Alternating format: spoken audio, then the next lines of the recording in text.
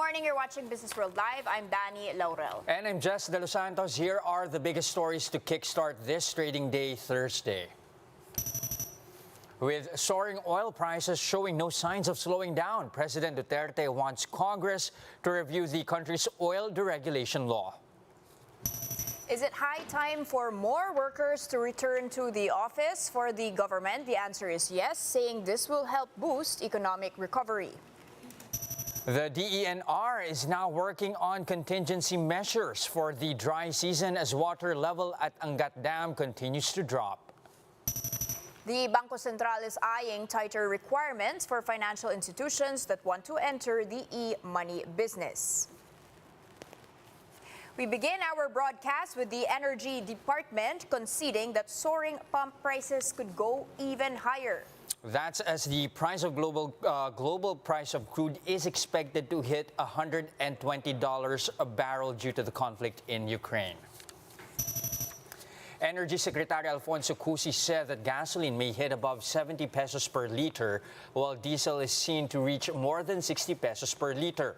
Since the start of the year, local fuel prices have jumped by up to 11 pesos a liter, with soaring oil prices showing no signs of abating. President Duterte has urged Congress to review the country's oil deregulation law in order to give government the power to intervene in the event of price spikes. However, Congress is currently on break for the May 9 polls. The oil deregulation law of 1998 has removed government control on the pricing, exportation, and importation of petroleum products, allowing market forces to dictate the prices of fuel products.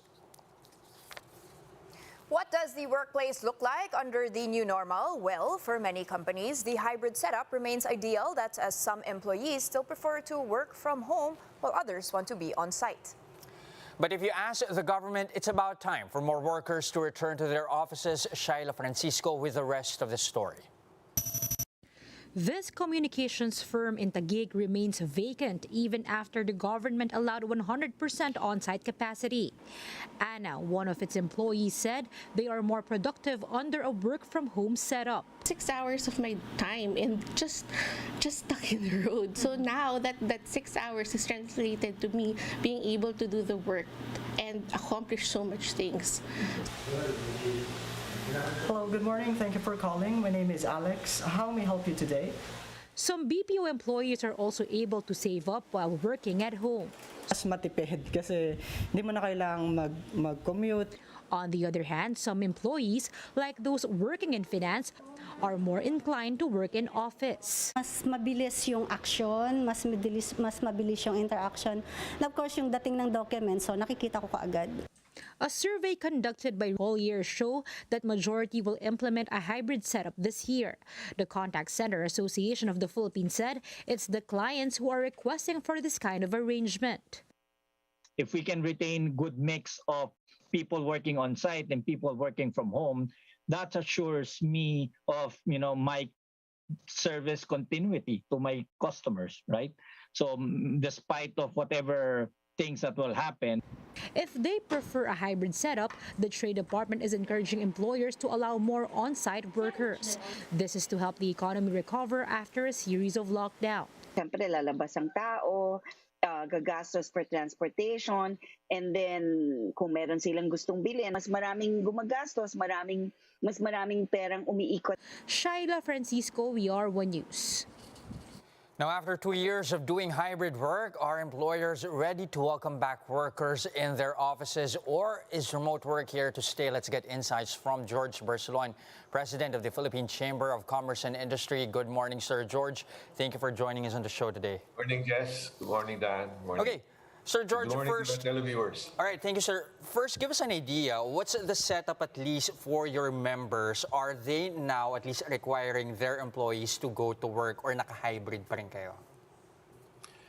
Well, just it depends on the sector you're in, no? Yung mga service sectors, wala kang magawa.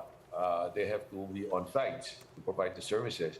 But like what I've been hearing earlier, may mga opisina, they're adopting the hybrid. It's true. Some employees have, and also management have noticed, when you work at home, because of the reduction in commuting, they can be more efficient. But again, that really depends on what industry you're in. On my experience, I'm trying to adapt a hybrid. And the space that I have, because dati mga opisina namin malaki, because everybody is reporting. Now we're thinking how to maximize the space that we have. In other words, hopefully that we can increase our revenue through expanding our services. So magro-rotate sila, but once in a while, we do require them to report to the office, no, for meetings and the likes. Iba yung when you're meeting and you see your subordinates right in front of you, when you have questions, you can communicate better. So that's how I think the general business sector will try to adapt. But there are certain sectors that talagang they have to be on premise.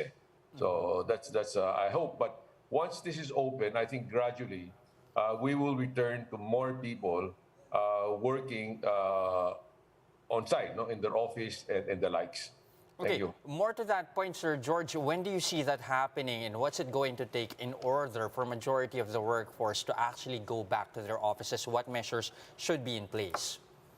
Well, what I can see now, no, yung alert level 1, nasa NCR, no? But for us to reach that stage is the whole nation must be alert level 1. Marami pa rin na alert level 2, no? And you have intra-zone, cities coming through Manila, and level 2 sila, level 1 tayo. So there might be possibility of infection. So I would feel comfortable na lahat na nasa level 1 and we can really be more relaxed, no, more open in our economy.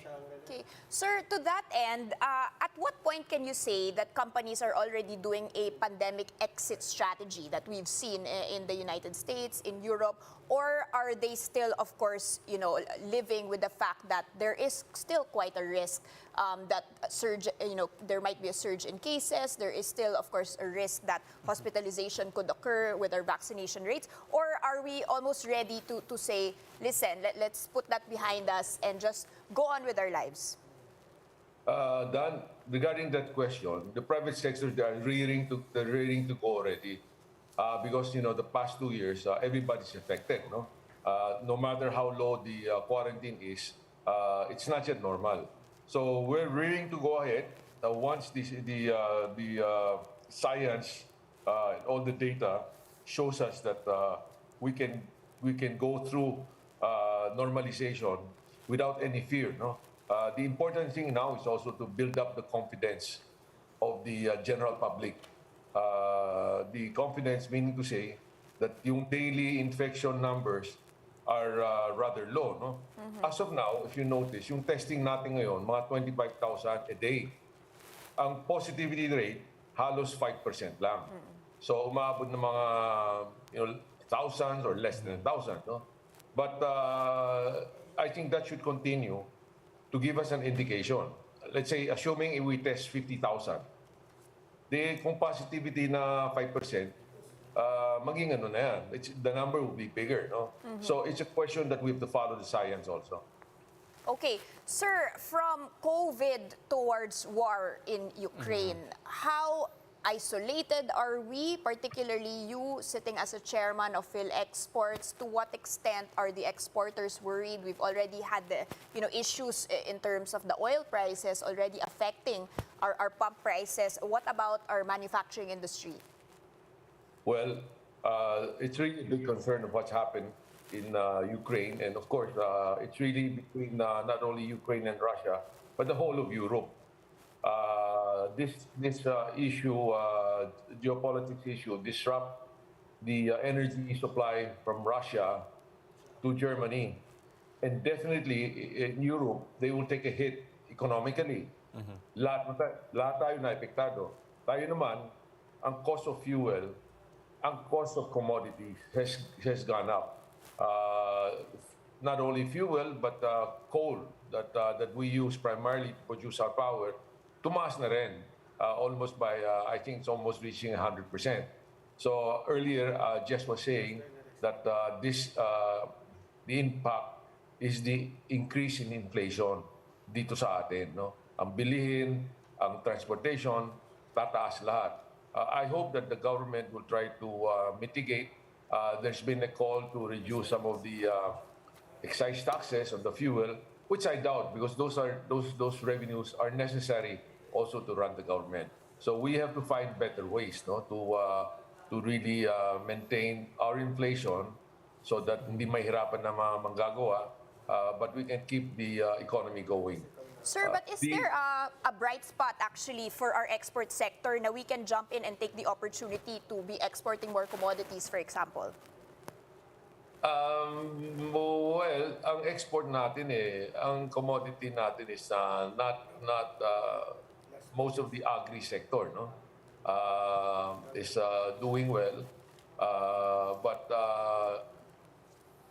I would think that there's going to be a slowdown in the international trade because of this apprehension on to what degree the war will go on. So far, it doesn't look too good, but maybe sounder mind would prevail, and they would stop the war as soon as possible, because all the countries are just coming out of COVID, and then if this continues, parang double whammy, no? Katatapos na yung COVID-19, pagkatapos dito naman sa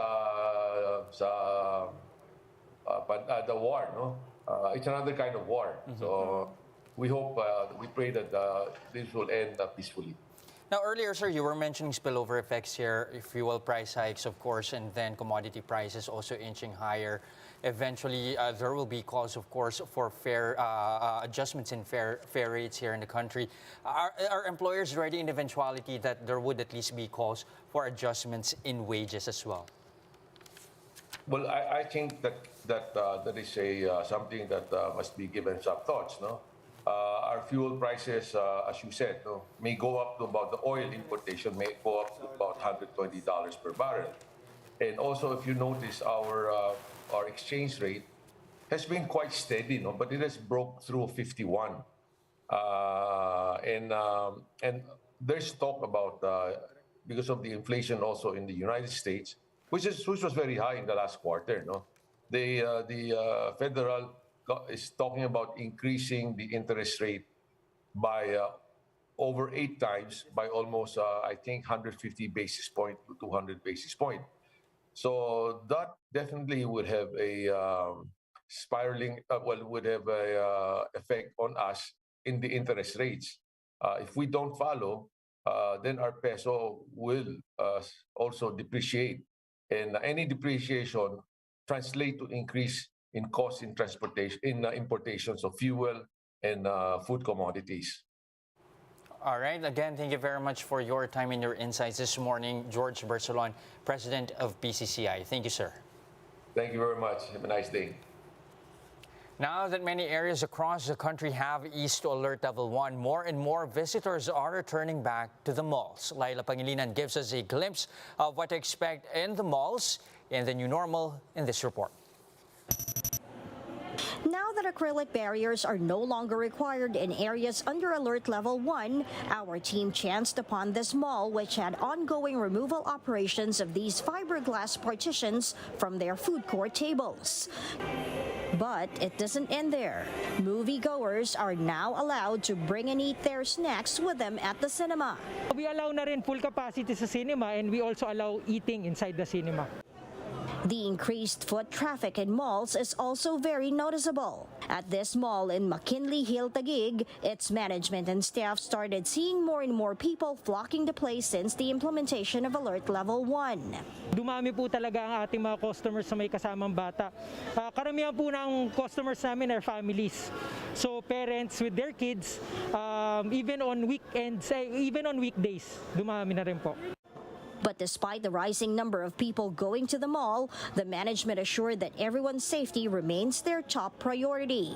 We make sure that everyone that enters our mall is safe by continuously maintaining and cleaning our areas and following yung protocols po natin. Vaccination cards are still required upon entry. And if you plan on bringing along your children, there are lots of different activities they can enjoy. Kids Kids can now again enjoy their favorite kiddie rides with no limits in capacity. This train has been catering to the young ones since the downgrade of Alert Level 1. Establishments for kids are also back in business with safety measures in place. In the event that their parents aren't fully vaccinated and are not wearing face masks, the children will also be denied entry to the mall. But the mall management is confident that their safety protocols are enough to keep children protected. In the following days, the Venice Grand Canal is expecting more children visitors, as it has also been chosen as one of the pediatrics inoculation sites in the city. For News 5, Laila Pangilinan, we are One News. We'll have more stories when Business World Live returns after a short break. Stay with us.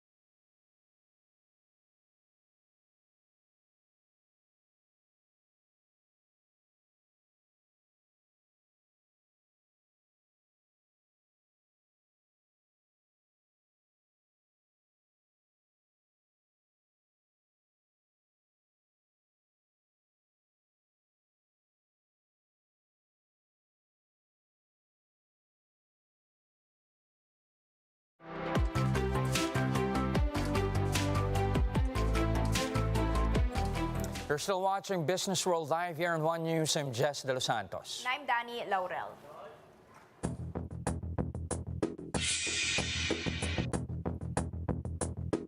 All right, Dan, Dubai crude topping $100 a barrel, levels we haven't seen since at least 2013. It's no wonder oil-sensitive industries are taking a brunt. Tell us more.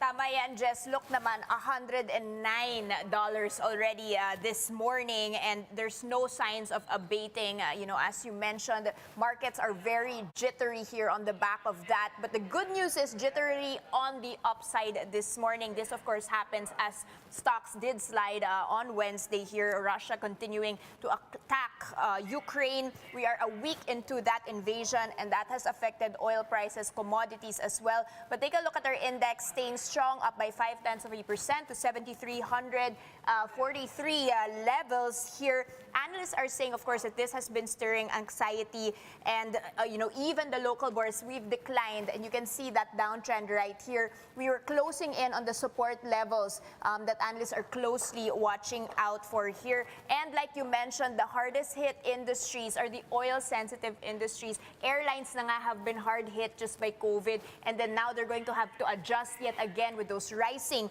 fuel prices. Low-cost airlines in particular here in the Philippines saying they're looking for ways to mitigate the impact of the rising fuel prices. AirAsia in particular says it is a concern for all airline companies, and while they are carefully looking at how to implement fuel surcharges for the consumers, they also want to manage the impact of that on their businesses. And take a look at the Bloomberg Worldwide Index here, sliding by 2.7% in the past 1 month after it already rebounded. But there was a lot of airline travel already. Now we're back to those lower levels here. This, according to IATA, the International Air Transport Association, they expect travelers globally to reach 4 billion in 2024. That's actually exceeding the pre-pandemic levels. But in the Asia-Pacific region, they say that the slow removal of the travel restrictions, also the lockdowns, we will be the weakest outcome. We're going to just reach 68% of pre-pandemic levels by 2022, and the levels should be recovered by 2025, Jess. And finally, just a look at PAL. That is actually, still on trading halt, but in the process of negotiating additional $100 million loans from international banks. They did mention they've already reduced their number of aircraft by 20 from 91 before the restructuring, Jess. All right, still, Dan, there are still the miners and oil firms benefiting from all of this. They're on their 11th straight day of gains. Give us more. We don't want to say that anything is benefiting at all from this war, Jess, but it is hard to ignore the fact that the mining and oil counter has jumped significantly on the back of all of these events. And take a look at that counter that's up by 25% already in just the past 1 month. Yesterday, like you mentioned, 11th straight day of gains, and it does seem to be continuing on that trend. This, according to Jonathan Ravelas, chief strategist at BDO, these stocks are getting carried by the sentiment that supply disruption could lead to a general rise in commodity prices, which of course these miners have in abundance. Another one that might be the only bright spot here is the fact that a lot are watching renewables now, Jess, because we want to reduce our dependence on oil amid all of these disruptions. And we do see one in particular, this stock, Solar PH in Nueva Ecija, up by 2.4%. This follows after they already surged close to 20% yesterday as their board approved a 60 billion peso share asset swap with its parent Solar PH, Jess.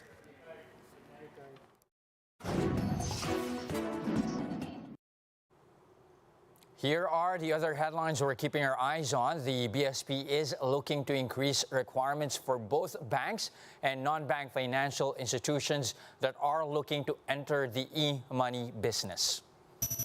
The Bangko Sentral said in a draft circular that they will also focus on requiring enhanced due diligence for high e-money transactions.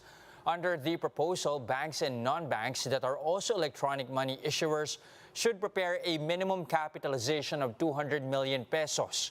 This is applicable for EMI banks that have a one-year average value of aggregated inflow and outflow transactions worth 25 billion pesos and higher. Meanwhile, small-scale EMI banks and non-banks will need to comply with a 100 million peso minimum capital requirement. The DENR is now working on contingency measures for the dry season amid the low water levels at the Angat Dam. The department and the National Water Resources Board are considering water use efficiency measures, increasing the reliance on treated water and tapping deep wells to keep up with the demand. The DENR is also working with the National Irrigation Administration on the use of shallow tube wells to make irrigation more efficient. Cloud seeding will be conducted around Angat, Bustos, and La Mesa dams between March 7th and April 10th. The SEC has cleared the 1 billion peso IPO of Tagum Global Medical Center, which is part of the Allied Care Experts or ACE group of hospitals. The commission said that the intended market for the IPO will be medical practitioners and their relatives, as well as the general public. Proceeds will be used for the construction and development of the Tagum Global Medical Center, as well as its pre-operating expenses, debt servicing, and for its working capital.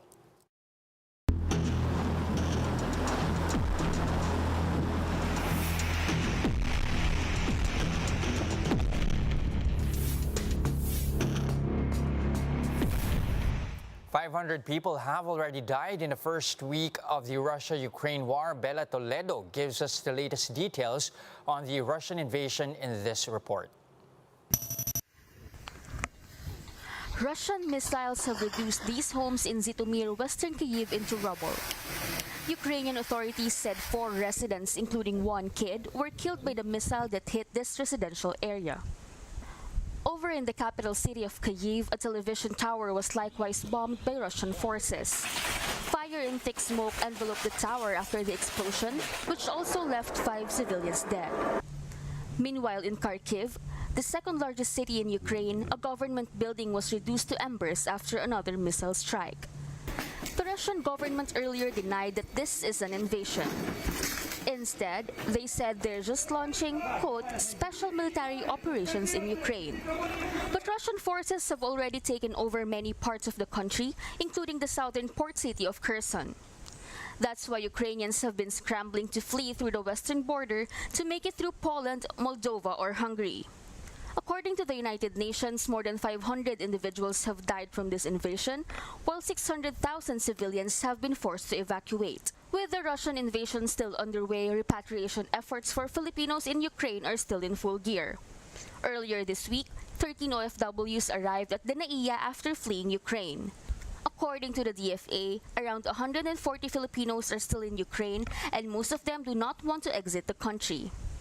Most, if not all of them, are undocumented because we stopped deployment in 2014. So yung mga sila, wala talaga sila. I mean, they are in an irregular status. So usually, you have to get their consent, no? The Philippine government recognizes the impact of Russia's invasion in our own country's food and energy security. That's why President Duterte met with police and military officials, as well as business leaders, to discuss this issue. And that's a first look into the business day this Thursday, March 3, 2022. I'm Jess De Los Santos. And I'm Danie Laurel. Mask on, wash hands, stay safe, Philippines. We are One News.